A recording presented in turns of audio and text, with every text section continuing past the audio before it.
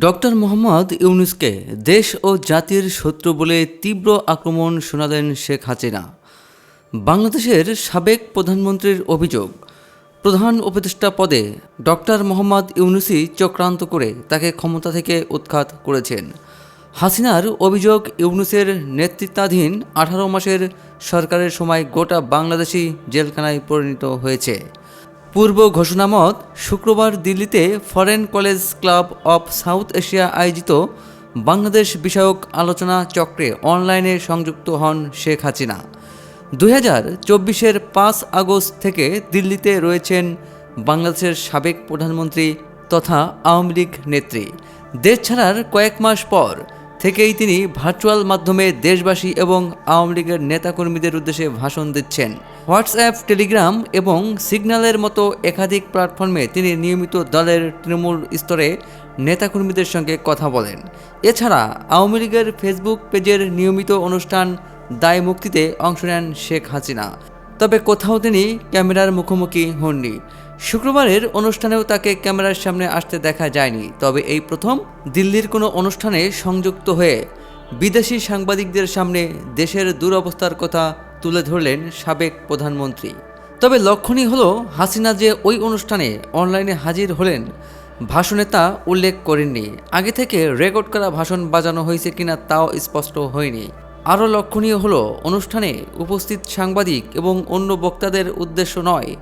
হাসিনা ভাষণ শুরু করেন, প্রিয় দেশবাসী, আমি শেখ হাসিনা বলছি বলে। মনে করা হচ্ছে কূটনৈতিক জটিলতা এড়াতেই আওয়ামী লীগ নেত্রীকে এই কৌশল নিতে পরামর্শ দেওয়া হয়েছিল। দিল্লির অনুষ্ঠানটির আয়োজক foreign correspondents club of South Asia এবং international association of press club.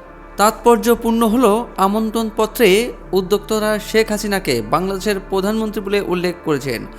শুক্রবারে অনুষ্ঠানেও তাকে বাংলাদেশের প্রধানমন্ত্রী বলে পরিচয় দেওয়া হয়।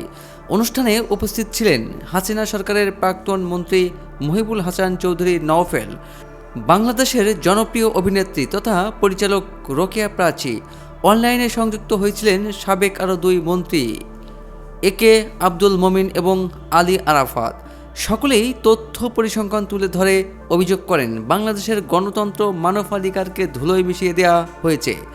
আলাদা করে সংখ্যালঘুদের উপর নিপীড়ন ও নির্যাতনের কথা উল্লেখ করেন সব বক্তা। হাসিনা বলেন, বাংলাদেশে সংখ্যালঘুদের জীবন অতিষ্ঠ করে তোলা হয়েছে। সরকারি ঘোষণা মতে আগামী 12 ফেব্রুয়ারি বাংলাদেশের জাতীয় সংসদ নির্বাচনের জন্য ভোট নেওয়ার কথা। আওয়ামী লীগকে ওই নির্বাচনে অংশ নিতে দেওয়া হচ্ছে না। পাল্টা হাসিনা তার সমর্থক ও ভোটারদের বলেছেন নির্বাচন বয়কট করতে। এই সবাই হাসিনার ভাষণ নিয়ে বাংলাদেশ সরকার কোনো প্রতিক্রিয়া ব্যক্ত করে কিনা তা নিয়ে কৌতূহল আছে। তবে ঢাকার কূটনৈতিক মহলের একাংশ দেয় ওয়ালকে জানিয়েছে, তারা সাবেক প্রধানমন্ত্রীর ভাষণকে বাড়তি গুরুত্ব নাও দিতে পারেন। বাংলাদেশ প্রশাসন মনে করছে নির্বাচনের সময় উত্তেজনা তৈরির উদ্দেশ্যে দিল্লির এই অনুষ্ঠানের আয়োজন করা হয়েছিল। আনুষ্ঠানিকভাবে বাংলাদেশ সরকার এই ব্যাপারে আপত্তি তুলেনি। তবে বাংলাদেশের বিদেশ বিষয়ক উপদেষ্টা তৌহিদ হোসেন সংবাদ মাধ্যমকে বলেছিলেন, তারা চান না সাবেক প্রধানমন্ত্রী ভারতে বসে বিবৃতি দিন। শুক্রবার দিল্লির সভায় হাসিনা ভাষণে মোহাম্মদ ইউনূসের পদত্যাগ দাবি করার পাশাপাশি নতুন সরকারের অধীনে নির্বাচন করার আর্জি জানিয়েছেন। তার বক্তব্য, বাংলাদেশ গণতন্ত্র পুনরুদ্ধার করতে হলে মোহাম্মদ ইউনূসকে এখনই ক্ষমতা থেকে সরে যেতে হবে। ইউনূসের সময়ে সংঘটিত হিংসা এবং অগণতান্ত্রিক কার্যকলাপের তদন্তে রাষ্ট্রসংঘের টিম পাঠানোর দাবি তোলেন আওয়ামী লীগ নেত্রী।